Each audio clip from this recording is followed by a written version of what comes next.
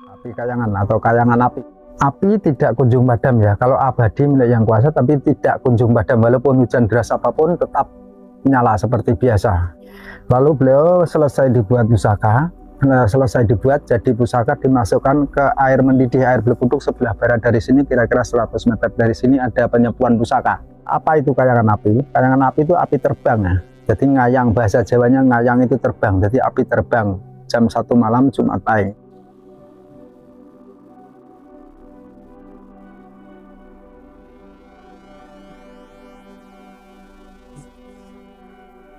Ya, selamat pagi.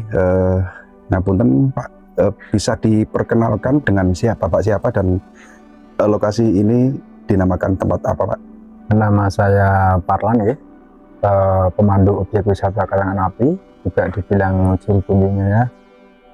Di sini ada peninggalan Majapahit atau peninggalan Empu Supo ya, prajurit Majapahit yang dipercaya untuk membuat pusaka karena ilmunya. Saya cerita mulai dari awal. Sebelum beliaunya ada di sini, beliaunya ada di Dusun Karangduet ya, kira-kira 2 kilo dari sini ke arah barat. Lalu beliau bertapa di sini untuk membuat pusaka sesuai pesanan Majapahit. Lalu beliau bertapa di sini, di tempat ini ada tempat pertapaannya. Lalu beliau membuat perapian di sini. Api ini bawa dari Dusun Karangduet dan sekarang desanya Karangpahing. Dinamakan kayangan api ya. Kayangan apa itu kayangan api? Kayangan api itu api terbang ya. Jadi ngayang, bahasa Jawanya ngayang itu terbang. Jadi api terbang jam 1 malam Jumat Pahing. Ya di sini sakralnya juga Jumat Pahing untuk nazar dan selamatan segala macamnya. Lalu beliau membuat perapian di sini untuk pembakaran pusaka atau pembuatan pusaka gitu. Lalu beliau selesai dibuat pusaka, selesai dibuat jadi pusaka, dimasukkan ke air mendidih, air Belekuduk sebelah barat dari sini, kira-kira 100 meter dari sini ada penyepuan pusaka. Di sebelah baratnya ada pohon pintu gerbang Eyang Kriyokusumo, namanya kayu pohon atau pohon Nogosari ya, itu ceritanya. Lalu beliau di sini muksa ya, di sini muksa. Kalau ingin ketemu beliaunya melalui meditasi, gitu Pak, ceritanya seperti itu. Ya. Terkait dengan nama Empu Supo itu, nama aslinya sebenarnya nama asli Empu Kriyokusumo ya, Empu Kriyokusumo ya. Dan mendapat gelar Empu Supo itu setelah beliau menjadi Empu Kerajaan Majapahit. Betul sekali ya. Dengan adanya fenomena, termasuk ini fenomena alam yang dikenal oleh masyarakat luas sekarang, api kayangan Pak ya? Ya, api kayangan atau kayangan api. Atau kayangan api. Iya. Untuk api ini, apakah ketika ada musim hujan, kan air hujan itu bisa padam Pak? Api tidak kunjung padam ya. Kalau abadi milik Yang Kuasa, tapi tidak kunjung padam walaupun hujan deras apapun tetap nyala seperti biasa. Hanya kelihatan mati tapi nyala kembali selesai hujan. Itu ngebul ya. Jadi api abadi, yang tidak pernah padam tidak gitu ya. Pernah padam ya. Dan ini menyala sejak zaman Kerajaan Majapahit. Kerajaan Majapahit, betul. Sampai sekarang tidak pernah padam. Iya Pak, di lokasi ini berapa luasnya Pak area dari situs ini Pak? Area situs di sini ada 4 hektar ya, ada 4 hektar. Total keseluruhannya 4 hektar gitu ya Pak ya? Total keseluruhannya 4 hektar. Terus di sini ada situs apa saja Pak selain dari ikon utama yaitu api abadi ini? Di sini ada 4 ya, peninggalan empu ada 4 macam. Di sini ada api abadi tidak kunjung padam, ada tempat pertapaan, ada air mendidih itu dingin ya, air belerang untuk penyepuan pusaka, dan ada pintu gerbang Eyang Kriyokusumo. Baru pertama kali beliaunya masuk di sini membuat pintu gerbang itu. Ada 4 macam.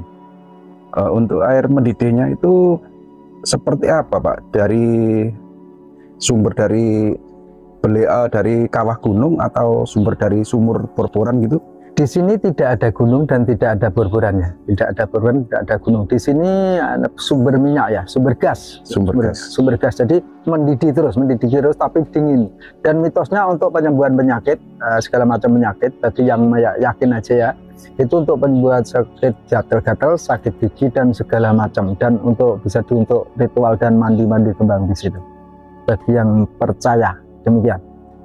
Jadi air yang ada di sebelah dari lokasi ini, dari lokasi sini, yang dulunya merupakan untuk penyembuhan pusaka, itu diyakini airnya bisa menyembuhkan berbagai penyakit, ya, tergantung keyakinan. Tergantung keyakinan. Ya, semuanya kan lantaran gitu, Pak. Ya. Iya. Semua di sini lantaran aja ya. Iya. Masa yang bukan.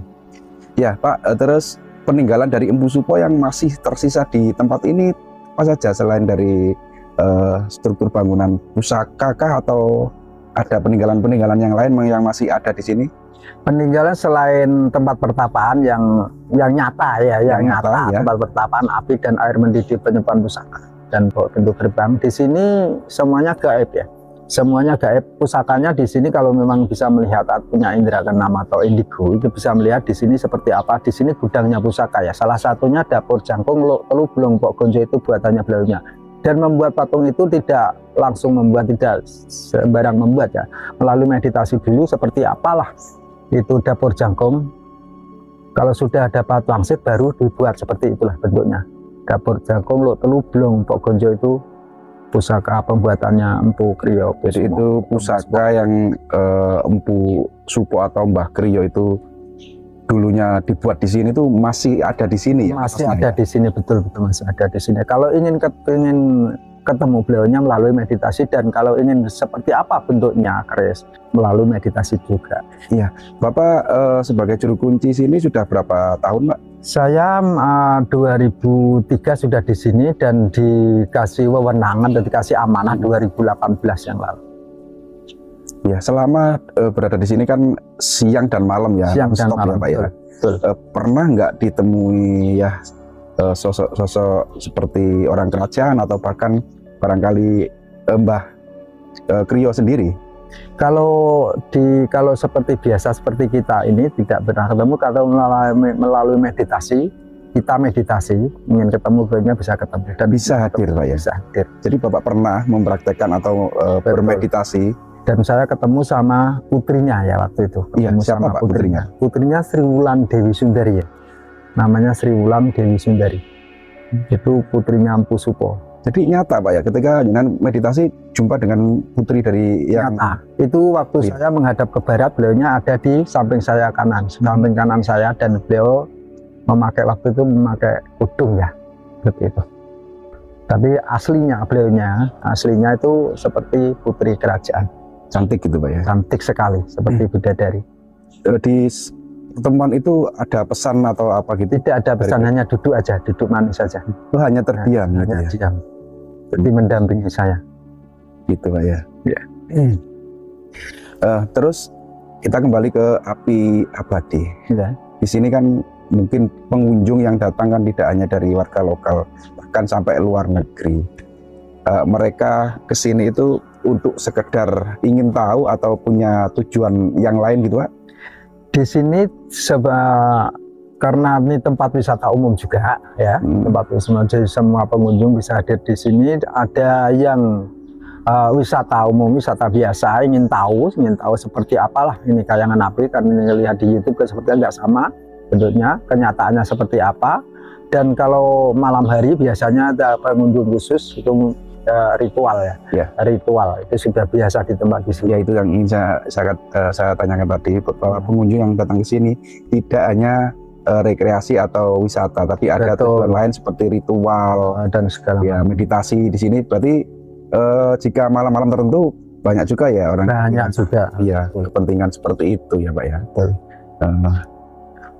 Ya, Pak, mungkin nanti setelah kita ngobrol wawancara di sini, kita akan langsung menuju ke lokasi di mana titik-titik yang jenengan ceritakan itu. Ini sangat menarik sekali. Betul. Karena tempat ini juga sejarahnya juga tidak hanya dikenal atau diketahui orang Indonesia, tapi bahkan sampai ke mancanegara, bahwa ini adalah merupakan tempat pertapaan atau yang Empu Supo membuat pusaka. Yang ingin saya tanyakan lagi, Pak, api yang dibawa dari hutan itu ya, Mbah Kriyo, itu berupa bara atau berupa obor atau apa Pak? Ini yang jadi bara. unek-unek saya. Ya, dari dusun Karangjuwet dulu sebelum desanya diganti Karangpaing ya. Zaman dulu dusun Karangjuwet ada juwetnya besar sekali di sana. Baru aja mati ya.